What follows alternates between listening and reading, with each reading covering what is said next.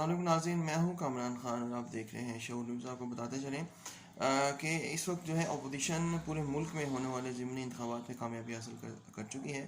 صرف ایک جگہ پہ قرم ایجنسی میں پاکستان تحریک انصاف نے JUIF کی جو ہے فضل الرحمان پارٹی کی سیٹ جو ہے وہ حاصل کی۔ اس کی وجہ یہ ہے کہ قرم ایجنسی میں بلا شبہ PTI نے وہاں پہ سیاسی شعور بھی لوگوں کو دیا ہے، اور اس کے علاوہ وہاں پہ جو حقوق دیے ہیں اس حوالے سے KPK میں ان کو ووٹ بلا شبہ پڑے ہیں۔ لیکن KPK میں ہی جو ہے ایک صوبائی نشست وہ شکست ہوئی وہاں پہ، جبکہ سندھ میں جو ہے صوبائی اسمبلی اور قومی اسمبلی میں شکست ہوئی، پنجاب میں صوبائی اسمبلیوں میں شکست ہوئی، جبکہ قومی اسمبلی کی سیٹ جو ہے ڈسکا میں وہاں پر ابھی بھی تنازع جاری ہے۔ 2 لوگ جو ہیں وہ اپنی جان سے ہاتھ دھو بیٹھے۔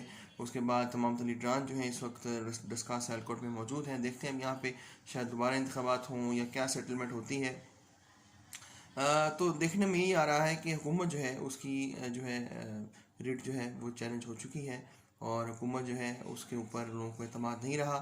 اب دیکھنا یہ ہے کہ آنے والے دنوں میں جو ہے کیا سلسلہ بنتا ہے، حکومت قائم رہ پاتی ہے یا نہیں، اور اپوزیشن آگے کیا عدم اعتماد کی تحریک لا پاتی ہے۔